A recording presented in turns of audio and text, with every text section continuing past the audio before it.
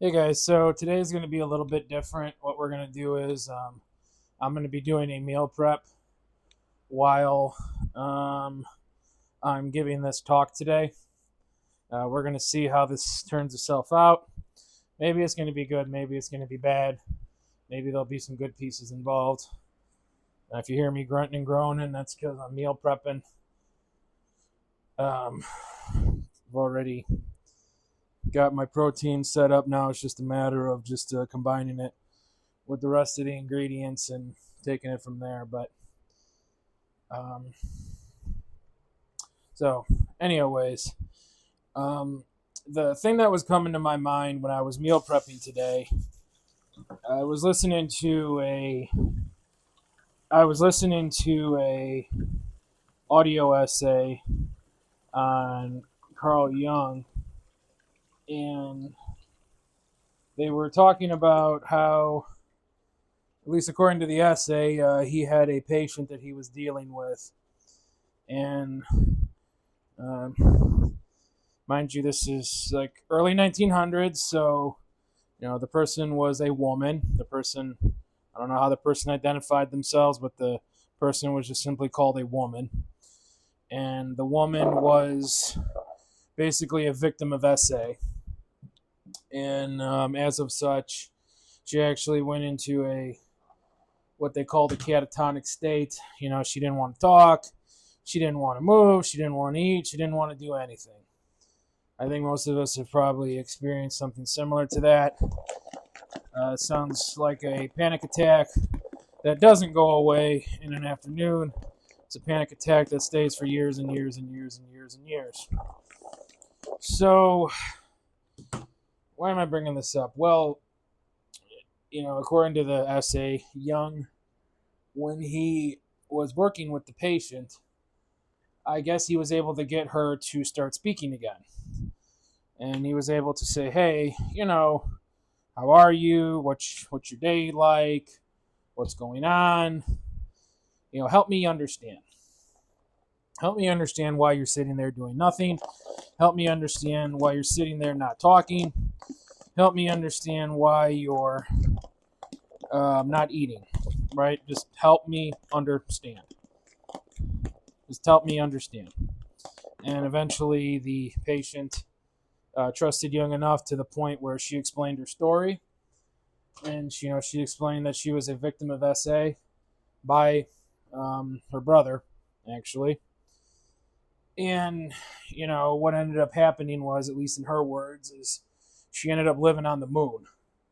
Like, that's where she's been this whole time. She's been living on the moon, and there's beautiful creatures and beautiful beings on the moon. And the planet Earth is yucky and ugly and nasty, and she don't want to be there. And eventually Jung was able to help her process that. Jung was able to help her come to terms with that, to the point where she was able to get out of the asylum, and she was able to get married and start a family and presumably have a long, successful, happy life, which, hey, that's great. And I got to thinking, like, okay, what makes that different? Why was his tactic different? Why was his situation different? Why was his approach different? Right? What was different about it? What was happening different? And I think the best way, at least that comes to my mind, is he was trying to help the patient. He was trying to help the patient get better. He wasn't trying to prove a point. He wasn't trying to help the patient, come to a predetermined conclusion or a predetermined outcome or a predetermined prescription and say, well, here's what you need to do. Now go ahead and do it. I don't care. Just go ahead and do it, right? And I think when you're able to approach the patient, when you're able to approach someone from the perspective of saying, hey, I'm just trying to understand what's happening. I'm just trying to understand what's going on. I'm not trying to change you. I'm not trying to make you feel any other way than what you're feeling right now. I just simply want to understand. And now, once you get to that point, once the patient or the person in front of you realizes you have their best interest at heart, and you're not going to shove anything down their throat, then that can turn into a scenario to say, okay, maybe this guy honestly does want to help. Let me see if what he has to say will work for me. And I think it's that last point. Let me see if it'll work for me. To which Jung even would say that ultimately the cure has to come from the patient.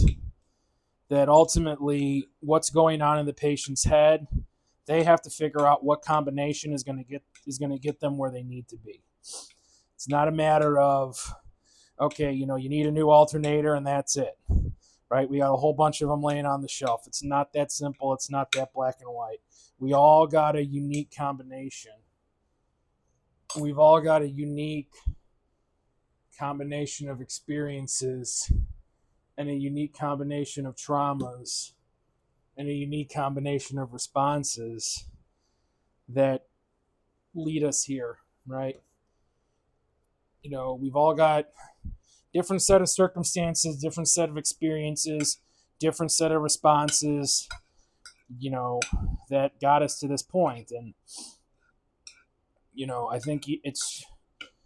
I think for each one of us, we have to figure out, okay, what combination is going to work for me? What combination of tactics, what combination of responses, what combination of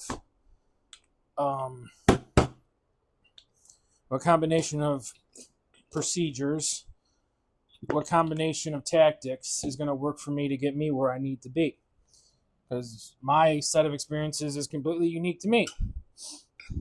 And that's exactly what Jung would say, at least according to the essay that I was listening to, is that each one of us has to figure out what our cure is going to be. It's not going to come down from the book. It's not going to come down from the doctor. It's not going to come down from the pill. We have to figure out what our cure is going to be. It is completely and utterly up to us. We have to figure out what our cure is going to be. And I think that's a great way to look at it, because I think for some of us, I think we come from families of origin where things were very black and white. Things were very good and bad. Things were very up and down. Things were very correct, incorrect. Like, it was very low resolution, if that makes sense. It was very much, the following items are good, the following items are bad, now get in line. It's very top down, like very, very much kind of like a military situation. That they tell you exactly what you need to be doing, and if we didn't tell you to do it, then you're probably wrong. And, and I think that's a useful way to approach things in certain circumstances. And I think depending on your family of origin and their socioeconomic context, maybe that was the best response they had. I mean, I think us as the survivors of family trauma, which is pretty much everyone on planet Earth, I think we've got to appreciate that the people that raised us, the people that tried to raise us, the people that tried to help us grow, they could only do so much. And, they've only got so many tools in their toolbox. They've only got so many items in their repertoire. There's just only so much going on. But where am I going with that is, I think the problem is that people like that view things very black and white, very up and down, is they can come across as very rigid and very not understanding. They can come across and say, well, I'm going to tell you what you need to do and that's it. It's like, okay, well, that doesn't really fix what I'm feeling right now. And that damn sure doesn't fix the root cause of what I'm feeling either. Right? So, I think for a lot of us, which is, like I said, most of us, that, we need to find those allies. We need to find those resources. We need to find those experiences. We need to find those tools that aren't casting judgment, that aren't trying to convince us one way or the other, that aren't trying to sway us one way or the other. They're just simply saying, help me understand. Help me understand. I'm not trying to convince you one way or the other. I'm not trying to tell you you're right. I'm not trying to tell you you're wrong. I'm not trying to tell you you need to change. I'm not trying to tell you you don't need to change.